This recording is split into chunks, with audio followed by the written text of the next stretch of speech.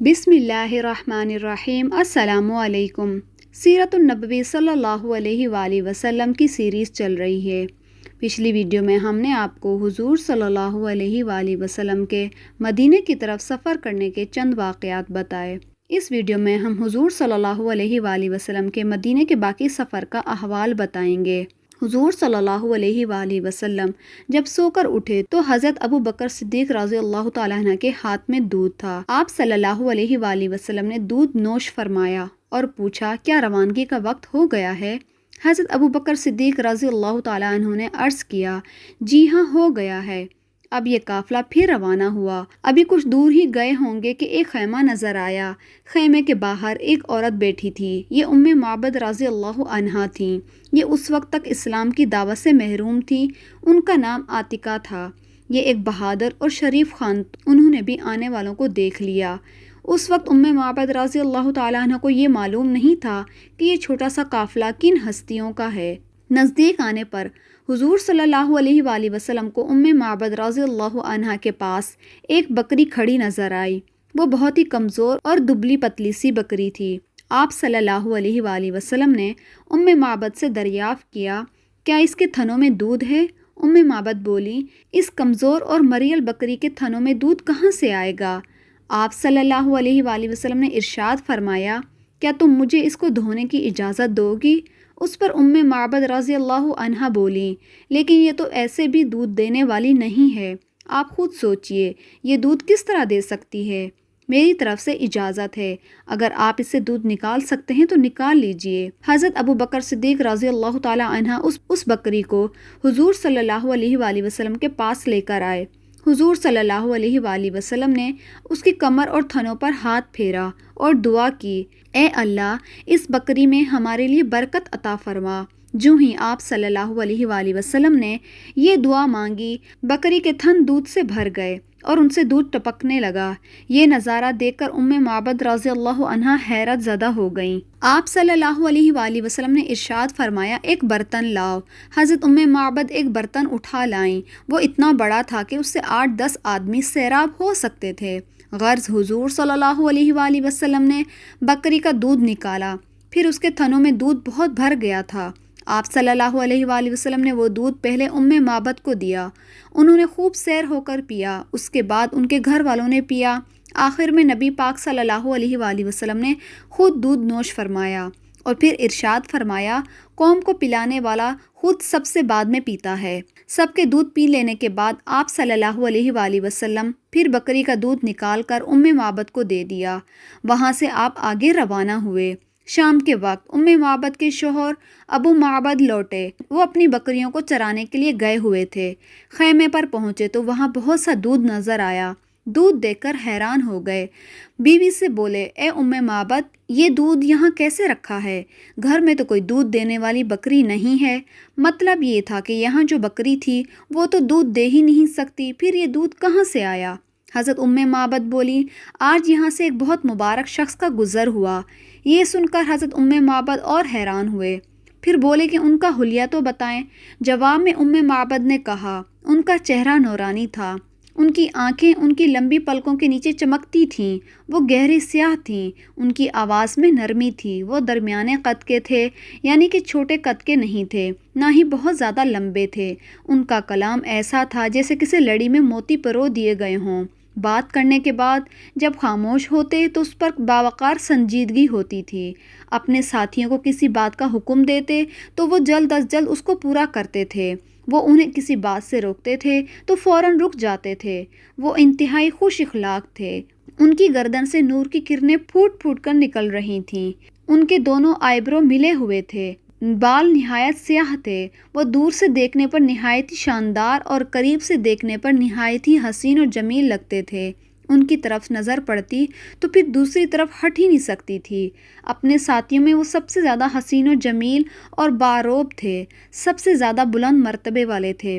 حضرت ام معبد کا بیان کردہ حلیہ سن کر ان کے شوہر بولے، اللہ کی قسم، یہ حلیہ اور صفات تو انہی قریشی بزرگ کی ہے۔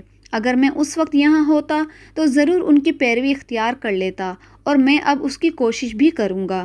चुनाचा रिवायतों में आता है कि हज़रत उम्मे माबद और अबू माबद हिजरत करके मदीना मुनव्वरा आए थे। उन्होंने इस्लाम कबूल किया था। हज़रत उम्मे माबद की जिस बकरी का दूध आप सल्लल्लाहु अलैहि वसल्लम ने धोया था, वो बकरी हज़रत उमर की खिलाफत के ज़माने तक ज़िंदा रही। इधर मक्का में जब कुरैश को नबी पाक सल्लल्लाहु अलैहि वसल्लम का कुछ पता न चला तो वो लोग हज़रत अबू बकर सिद्दीक़ के दरवाज़े पर आए। उनमें अबू जहल भी था। दरवाज़े पर दस्तक दी तो हज़रत अबू बकर की बड़ी बेटी हज़रत अस्मा बाहर निकलीं। अबू जहल ने पूछा, तुम्हारे वालिद कहाँ हैं? वो बोली, मुझे नहीं मालूम। ये सुनकर अबू जहल ने उन्हें एक ज़ोरदार थप्पड़ मारा। थप्पड़ से उनके कान की बाली टूट गई। उस पर भी हज़रत अस्मा ने उन्हें कुछ ना बताया। अबू जहल और उनके साथी बड़बड़ाते हुए नाकाम लौट गए। उधर मदीना मुनव्वरा के मुसलमानों को ये खबर मिली कि अल्लाह के रसूल मक्का मुअज़्ज़मा से हिजरत कर मदीना मुनव्वरा की तरफ चल पड़े हैं। अब वो बेचैन हो गए। इंतज़ार करना उनके लिए बहुत मुश्किल हो गया। रोज़ाना सुबह सवेरे अपने घरों से निकल पड़ते और हिरा के मकाम तक आ जाते, जो मदीना मुनव्वरा के बाहर एक पथरीली ज़मीन है। जब दोपहर हो जाती और धूप में तेज़ी आ जाती तो मायूस होकर वापस लौट जाते। फिर एक दिन ऐसा हुआ, मदीना मुनव्वरा के लोग घरों में मकाम हिरा तक आए। जब काफ़ी देर हो गई और धूप में तेज़ी आ गई तो फिर वो वापस लौटने लगे। ऐसे में एक यहूदी हिरा के एक ऊंचे टीले पर चढ़ा। उसे मक्का की तरफ से कुछ सफ़ेद लिबास वाले आते हुए दिखाई दिए। उस काफ़िले से उठने वाली गर से निकलकर जब हुजूर सल्लल्लाहु अलैहि वसल्लम वाज़े तौर पर नज़र आए तो यहूदी पुकार उठा, ए गुरूह अरब, जिनका तुम्हें इंतज़ार था वो लोग आ गए हैं। ये अल्फाज सुनते ही मुसलमान वापस दौड़े और हिरा के मकाम पर पहुंच गए। उन्होंने हुजूर सल्लल्लाहु अलैहि वसल्लम और उनके साथियों को एक दरख्त के साए में आराम करते पाया।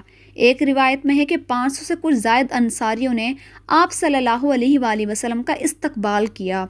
वहाँ से चलकर हुजूर सल्लल्लाहु अलैहि वसल्लम कुबा में तशरीफ़ लाए। उस रोज़ पीर का दिन था। आप सल्लल्लाहु अलैहि वसल्लम ने कबीला बनी उमर बिन औफ के एक शख्स कुलसूम बिन मादूम के घर क़याम फरमाया।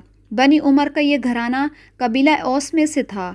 उनके बारे में रिवायत यूँ मिलती हैं कि आप सल्लल्लाहु अलैहि वसल्लम के मदीना मुनव्वरा तशरीफ़ लाने से पहले ही मुसलमान हो गए थे।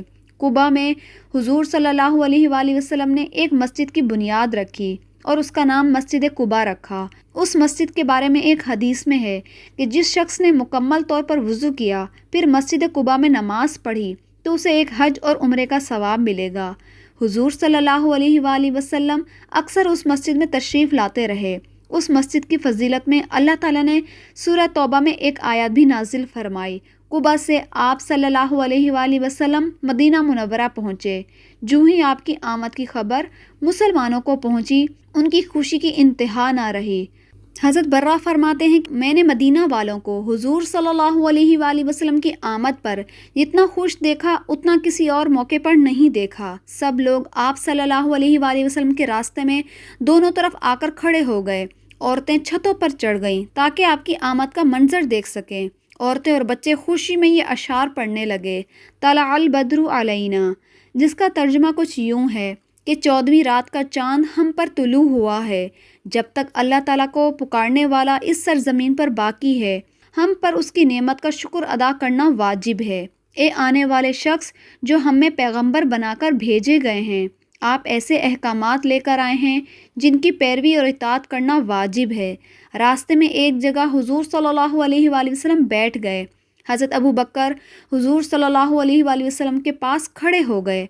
हज़रत अबू बकर सिद्दीक़ पर बुढ़ापे के आसार ज़ाहिर होना शुरू हो चुके थे, जबकि आप सल्लल्लाहु अलैहि वसल्लम जवान नज़र आते थे। हुजूर सल्लल्लाहु अलैहि वसल्लम के बाल भी स्याह थे। अगरचा आप सल्लल्लाहु अलैहि वसल्लम उम्र में हज़रत अबू बकर से 2 साल बड़े थे। अब हुआ ये कि जिन लोगों ने पहले आप सल्लल्लाहु अलैहि वसल्लम को नहीं देखा था, उन्होंने हज़रत अबू बकर के बारे में ख़याल किया कि अल्लाह के रसूल ये हैं और गर्म जोशी से उनसे मिलने लगे। ये बात हज़रत अबू बकर ने फ़ौरन महसूस कर ली। उस वक्त तक धूप भी हुजूर सल्लल्लाहु अलैहि वसल्लम पर पड़ने लगी थी। चुनाचा हज़रत अबू बकर सिद्दीक़ ने अपनी चादर से हुजूर सल्लल्लाहु अलैहि वसल्लम पर साया कर दिया। तब लोगों ने जाना कि अल्लाह के रसूल ये हैं।